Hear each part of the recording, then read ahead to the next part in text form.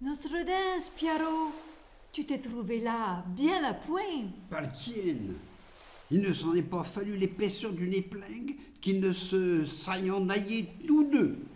C'est donc le coup de vent d'un matin qui les avait renversés dans la mare. Aga, tienne, Charlotte. Je m'en vais te conter tout fin drette, comme cela est venu. Car, comme dit l'autre, je les ai le premier avisés. Avisés le premier, je les ai. Enfin donc, j'étions sur le bord de la mare, moi et Gloluca, et nous amusions à batifoler avec des mottes de table que je nous jetions à la tête. Car, comme tu sais bien, le Gloluca aime à batifoler, et moi, parfois, je batifole et tout. En batifolant donc, puisque batifolé hier, j'ai aperçu de loin quelque chose qui grouillait dans le griot et qui venait comme envers nous par secousse. Je voyais cela fixiblement, et puis tout d'un coup, je voyais que je ne voyais plus rien. Hé, Lucas, ça je fais. Je pense que voilà des hommes qui nagent là-bas. Oui, m'a-t-il fait. T'as été au télépassement d'un chat, t'as la vue trouble. Ben, pas le sanguine, ça je fais. Je n'ai point la vue trouble, ce sont des hommes. Mais point du tout, ça m'a-t-il fait. T'as la barlue. Veux-tu gager, ça je fais, que je n'ai point la barlue, ça je fais, et que ce sont deux hommes, ça je fais, qui nagent tout droit ici, ça je fais. Moltken, m'a-t-il fait, je gage que non. Oh, ça, et je fais, veux-tu gager 10 sols que si? Je le veux bien, ce m'a-t-il fait. Et pour te montrer, v'là argent sujet, ce m'a-t-il fait. Moi, je n'ai point été ni fou ni estourdi. J'ai bravement bouté à tard 4 pièces tapées 5 sols en double, je n'y tienne aussi hardiment que si j'avais avalé un verre de vin. Car je sais hasardeux, moi, et je vas la débandade. Je savais bien ce que je faisais pourtant. Que niais. Enfin donc, je n'avons pas plutôt gagé que j'avons vu les deux hommes tout à plein qui nous faisions signe de les aller quérir. Et moi, de tirer auparavant les enjeux. Allons, Lucas, si je dis, tu vois bien qu'ils nous appelons. Allons vite à le secours. Non, se m'a-t-il dit, ils m'ont fait perdre. Oh donc, tant qu'il y a la parfum pour le faire cool, je l'ai tant sarbonné que je nous sommes boutés dans une barque, et puis j'avons tant fait carin que je les avons tirés de griot, et puis je les avons menés chez nous auprès du feu. Et puis, ils se sont dépouillés tout nus pour se sécher. Et puis, il y en est encore venu 2 de la même bande qui s'étant sauvés tout seuls. Et puis, Mateline est arrivée là, à qui il en a fait les 12 yeux. Voilà, Charlotte, comme tout ça s'est fait. Ne m'as-tu pas dit, Pierrot, qu'il y en a un qui est bien plus mieux fait que les autres? Hé, c'est le maître. Il faut que ce soit que gros monsieur. Gros monsieur, car il a du d'or à son habit, tout depuis le haut jusqu'en bas. Et ceux qui le servent sont des messieurs eux-mêmes. Et cependant, tout gros monsieur qu'il est, il serait pas naillé si je n'avions été là. Ardez un peu. Oh, pardienne, sans nous, il en avait pour sa mine de fèves. Est-il encore chez toi tout nu, Pierrot? Non, non. Ils l'avons rhabillé tout devant nous.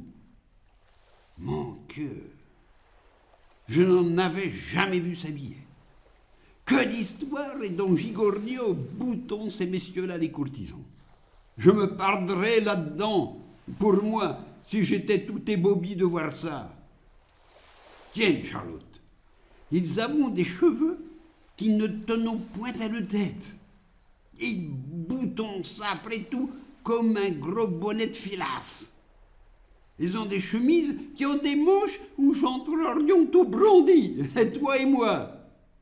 En lieu d'autre chose, ils portent un garde-robe aussi large marche que d'ici à Pâques, en grille de pourpoint, de petites brassières qui ne le venons pas jusqu'au bricher, et en grille de rabat, un grand mouchoir de cou à résio avec 4 grosses houppes de linge qui le pendons sur l'estomac. Ils avouent tout, d'autres petits rabats au bout des bras, et de grands entonnoirs de passement aux jambes. Et parmi tout ça, tant de rubans, que c'est une vraie pitié. Il n'y a pas jusqu'aux souliers qui n'en soient farcis, tout de pied bout jusqu'à l'autre. Et ils sont faits d'une façon que je me romprais le cou avec. Par ma fille, Pierrot, il faut que j'aille voir un peu ça. Oh, écoute un peu auparavant, Charlotte. J'ai que autre chose à te dire, moi. Eh bien, dis qu'est-ce que c'est? Vois-tu, Charlotte, il faut, comme dit l'autre, que je débonde mon cœur. Je t'aime, tu le sais bien, et je somme pour être mariés ensemble. Mais Martienne, je ne suis point satisfait de toi. Qu'Emma? Qu'est-ce donc qu'il y a? Il y a que tu me chagrines l'esprit, franchement. Qu'Emma donc? Mais Titienne, tu ne m'aimes point. Oh, n'est que ça? Ah, ce n'est que ça, et c'est bien assez. Mon Dieu, Pierrot, tu me viens toujours dire la même chose. Mais je te dis toujours la même chose parce que c'est toujours la même chose. Et si ce n'était pas toujours la même chose, je te dirais pas toujours la même chose. Mais qu'est-ce qu'il te faut? Que veux-tu? Mais j'en y tienne. Je veux que tu m'aimes. Est-ce que je ne t'aime pas? Non. Tu ne m'aimes pas.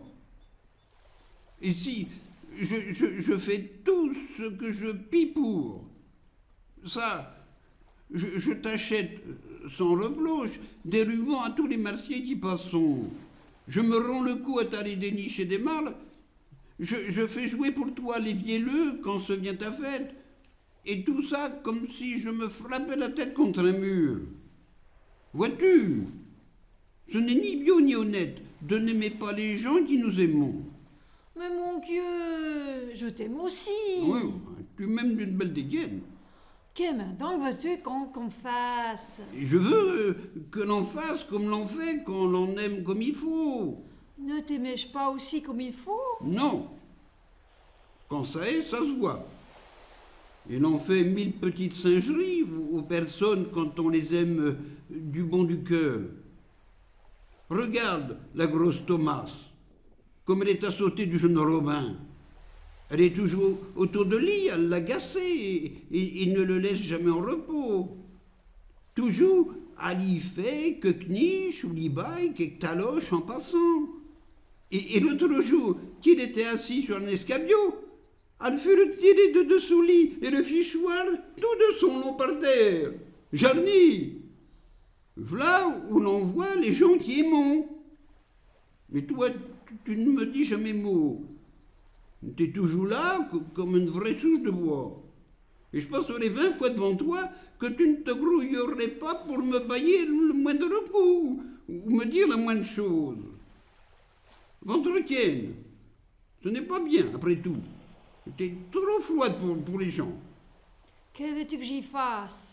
C'est mon humeur, et je ne puis me refondre. Il y a une humeur qui tienne. Quand on a de l'amitié pour les personnes, l'on en baille toujours quelques petites signifiances. Enfin, je t'aime tout autant que je pille. Et si tu n'es pas content de ça, tu n'as qu'à en aimer une qu'autre. Eh bien, voilà pas mon compte. Décidé. Si tu m'aimais, me dirais-tu ça? Pourquoi me viens-tu aussi t'alabuster l'esprit? Mais Mortier, que mal te fais-je? Je ne te demande qu'un peu d'amitié. Eh bien, laisse faire aussi, et ne me reste point tant. Peut-être que ça viendra tout d'un coup, sans y songer. Touche donc là, Charlotte. Eh bien, qui est? Promets-moi donc que tu tâcheras de m'aimer davantage. J'y ferai tout ce que je pourrai. Mais il faut que ça vienne de lui-même, Pierrot. Est-ce là ce monsieur? Oui, le voilà.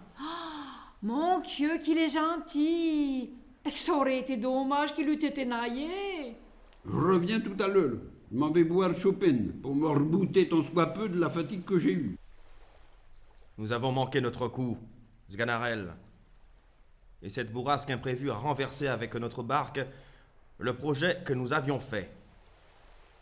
Mais, à te dire vrai, la paysanne que je viens de quitter répare ce malheur. Et je lui ai trouvé des charmes qui effacent de mon esprit tout le chagrin que me donnait le mauvais succès de notre entreprise. Il ne faut pas que ce cœur m'échappe. Et j'y ai déjà jeté des dispositions à ne pas me souffrir longtemps de pousser des soupirs. Monsieur, j'avoue que vous m'étonnez. À peine sommes-nous échappés d'un péril de mort qu'au lieu de rendre grâce au ciel de la pitié qu'il a daigné prendre de nous, vous travaillez tout de nouveau à tirer sa colère par vos fantaisies accoutumées et vos amours crispés. Coquin que vous êtes, vous ne savez pas ce que vous dites, et monsieur sait ce qu'il fait. Allons. D'où sort cette autre paysanne, Sganarelle? As-tu rien vu de plus joli? Et ne trouves-tu pas, dis-moi, que celle-ci vaut bien l'autre? Oh, assurément. Autre pièce nouvelle. D'où me vient la belle? Une rencontre si agréable? Quoi? Dans ces lieux champêtres, parmi ces arbres et ces rochers, on trouve des personnes faites comme vous êtes? Vous voyez, monsieur? Êtes-vous de ce village? Oui, monsieur. Et vous y demeurez? Oui, monsieur. Vous vous appelez? Charlotte, pour vous servir. Ah! La belle personne. Et que ses yeux sont pénétrants. Monsieur, vous me rendez toute honteuse. Ah! N'ayez point de honte d'entendre dire vos vérités. Sganarelle, qu'en dis-tu? Peut-on rien voir de plus agréable? Tournez-vous un peu, s'il vous plaît. Ah, que cette taille est jolie. Haussez un peu la tête, de grâce. Ah, que ce visage est mignon. Ouvrez vos yeux entièrement. Ah, qu'ils sont beaux! Que je vois un peu vos dents, je vous prie. Ah, qu'elles sont amoureuses! Et ces lèvres appétissantes! Pour moi, je suis ravi, et je n'ai jamais vu une si charmante personne. Monsieur, cela vous plaît à dire, et je ne sais pas si c'est pour vous railler de moi. Moi? Me railler de vous? Dieu m'en garde! Je vous aime trop pour cela, et c'est du fond du cœur que je vous parle. Je vous suis bien obligée, si ça est. Point du tout, vous ne m'êtes point obligé de tout ce que je dis, et ce n'est qu'à votre beauté que vous en êtes redevable. Monsieur, tout ça est trop bien dit pour moi, et je n'ai pas d'esprit pour vous répondre. Sganarelle, regarde un peu ses mains. Oh. Fi, monsieur, elles sont toutes noires comme je ne sais quoi. Ah, que dites-vous là? Elles sont les plus belles du monde. Souffrez que je les baise, je vous prie. Monsieur, c'est trop d'honneur que vous me faites. Et si j'avais su ça tantôt, je n'aurais pas manqué de les laver avec du son. Et dites-moi un peu, belle Charlotte. Vous n'êtes pas mariée, sans doute? Non, monsieur, mais je dois bientôt l'être avec Pierrot, le fils de la voisine Simonette. Quoi? Une personne comme vous serait la femme d'un simple paysan? Non, non, c'est profaner tant de beauté, et vous n'êtes pas né pour demeurer dans un village. Vous méritez sans doute une meilleure fortune, et le ciel, qui le connaît bien, m'a conduit ici tout exprès pour empêcher ce mariage, et rendre justice à vos charmes. Car enfin, belle Charlotte, je vous aime de tout mon cœur, et il ne tiendra qu'à vous que je vous arrache de ce misérable lieu, et ne vous mette dans l'état où vous méritez d'être. Cet amour est bien prompt, sans doute. Mais quoi? C'est un effet, Charlotte, de votre grande beauté, et l'on vous aime autant en un quart d'heure qu'on ferait une autre en 6 mois. Aussi vrai? Monsieur, je ne sais comment faire quand vous parlez. Ce que vous dites me fait aise, et j'aurais toutes les envies du monde de vous croire. Mais on m'a toujours dit qu'il ne faut jamais croire les messieurs, et que vous autres courtisans êtes des enjôleux qui ne songez qu'à abuser les filles. Je ne suis pas de ces gens-là. Il n'a garde. Voyez-vous, monsieur, il n'y a pas plaisir à se laisser abuser. Je suis une pauvre paysanne, mais j'ai l'honneur en recommandation, et j'aimerais mieux me voir morte que de me voir déshonorée. Moi, j'aurais l'âme assez méchante pour abuser une personne comme vous? Je serais assez lâche pour vous déshonorer? Non, non, j'ai trop de conscience pour cela. Je vous aime, Charlotte, en tout bien et en tout honneur. Et pour vous montrer que je vous dis vrai, sachez que je n'ai point d'autre dessein que de vous épouser. En voulez-vous un plus grand témoignage? M'y voilà prêt quand vous voudrez. Et je prends à témoin l'homme que voilà de la parole que je vous donne. Non, non, ne craignez point, il se mariera avec vous tant que vous voudrez. Ah, Charlotte, je vois bien que vous ne me connaissez pas encore. Vous me faites grand tort de juger de moi par les autres. Et s'il y a des fourbes dans le monde, des gens qui ne cherchent qu'à abuser des filles, vous devez me tirer du nombre et ne pas mettre en doute la sincérité de ma foi. Et puis, votre beauté vous assure de tout. Quand on est faite comme vous, on doit être à couvert de toutes ces sortes de craintes. Vous n'avez point l'air, croyez-moi, d'une personne qu'on abuse. Et pour moi, je l'avoue, je me percerais le cœur de 1000 coups si j'avais eu la moindre pensée de vous trahir. Mon Dieu, je ne sais si vous dites vrai ou non, mais vous faites que l'on vous croit. Lorsque vous me croirez, vous me rendrez justice assurément. Et je vous réitère encore la promesse que je vous ai faite. Ne l'acceptez-vous pas? Et ne voulez pas consentir à être ma femme? Oui, pourvu que ma tante le veuille. Touchez donc là, Charlotte, puisque vous le voulez bien de votre part. Mais au moins, monsieur, ne m'allez pas tromper, je vous prie. Il y aurait de la conscience à vous. Et vous voyez comme j'y vais à la bonne foi. Comment? Il semble que vous doutiez encore de ma sincérité. Voulez-vous que je fasse des serments épouvantables? Que le ciel... Mon Dieu, ne gelez point. Je vous crois. Donnez-moi donc un petit baiser pour gage de votre parole. Oh, monsieur, attendez que je sois mariée. Je vous prie. Après ça, je vous baiserai tant que vous voudrez. Eh bien, belle Charlotte, je veux tout ce que vous voulez. Abandonnez-moi seulement votre main et souffrez que par 1000 baisers, je lui exprime le ravissement. Tout doucement, monsieur. Teniez-vous, s'il vous plaît. Vous vous échauffez trop et vous pourriez gagner la purésie. Qui m'amène cet impertinent? Je vous dis que vous vous teniez et que vous ne caressiez point nos accordés. Ah, que de bruit! Je n'y tiens. Ce n'est pas comme ça qu'il faut pousser les gens. Et laisse-le faire aussi, Pierrot. Comment? Que je le laisse faire? Mais je ne veux pas, moi. Ah! Décidez. Parce que vous êtes monsieur, vous viendrez caresser nos femmes à nos barbes. Allez vous en caresser les vôtres.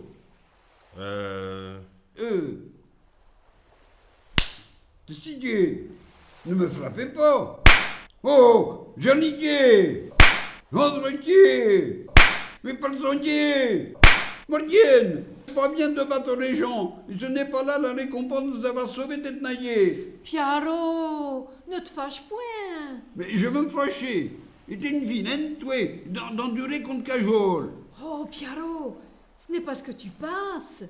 Ce monsieur veut m'épouser. Et je ne dois pas te bouter en colère. Comment? Jarny, tu m'es promise. Ça n'y fait rien, Pierrot. Si tu m'aimes, ne dois-tu pas point être bien est-ce que je devienne madame? Je n'y dis non. J'aime mieux te voir crever que de te voir un autre. Va, Pierrot, ne te mets point en peine. Si je suis madame, je te ferai gagner quelque chose. Et tu apporteras du beurre et du fromage chez nous. Ventretienne, je n'y emporterai jamais.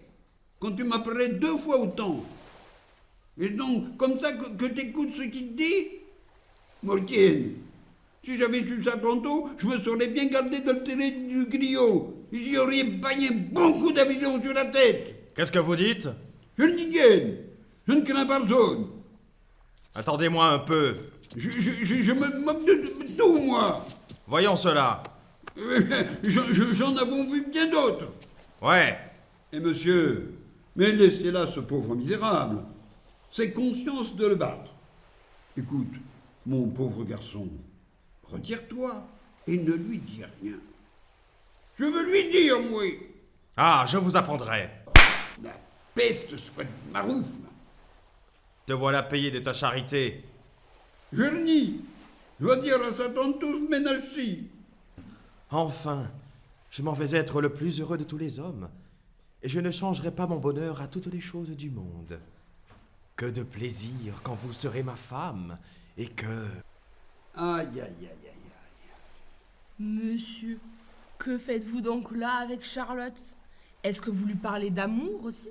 Non, au contraire, c'est elle qui me témoignait une envie d'être ma femme.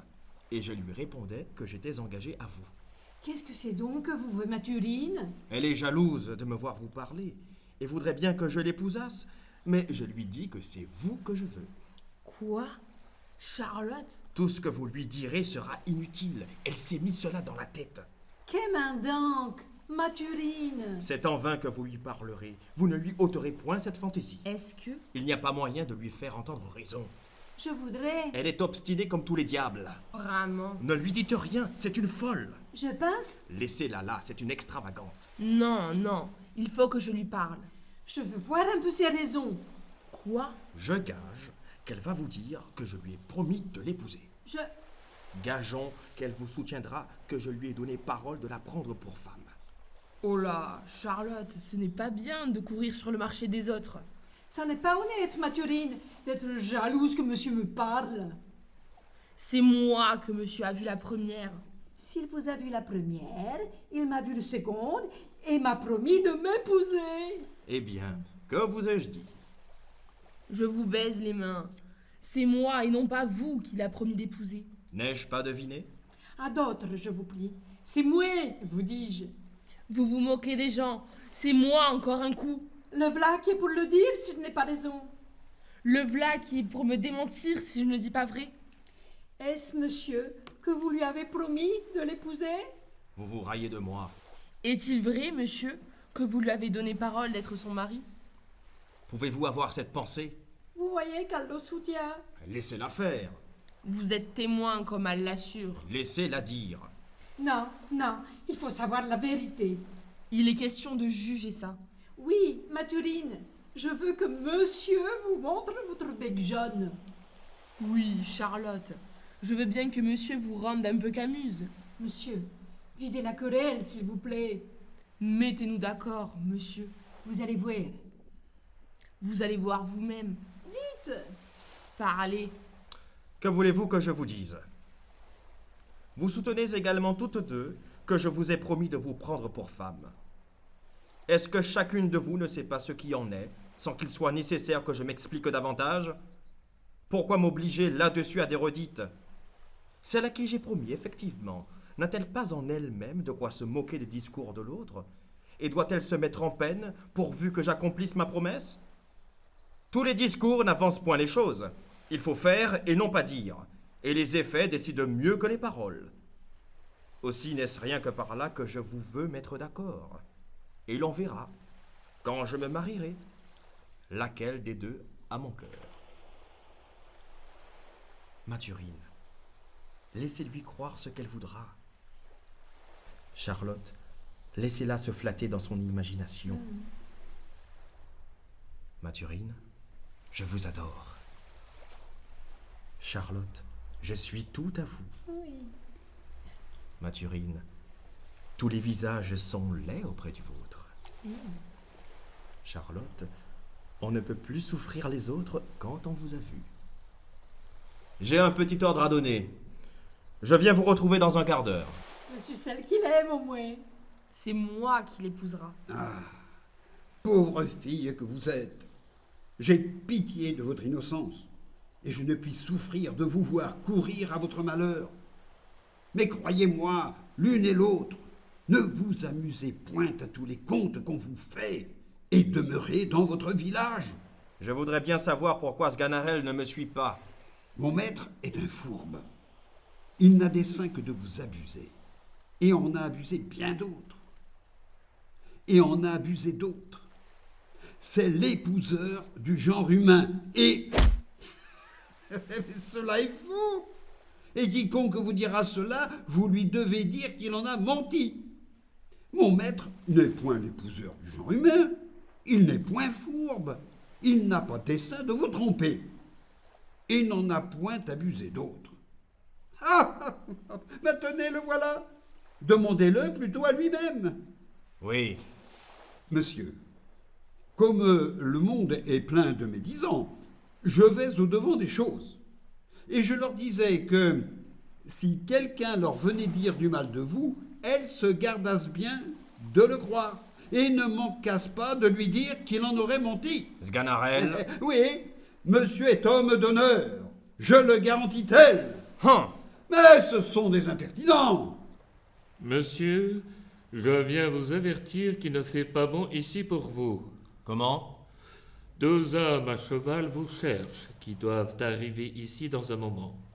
Je ne sais pas par quels moyens ils peuvent vous avoir suivi, mais j'ai appris cette nouvelle d'un paysan qu'ils ont interrogé et auquel ils vous ont dépeint. L'affaire presse, et le plus tôt que vous pourrez sortir d'ici sera le meilleur. Une affaire pressante m'oblige à partir d'ici.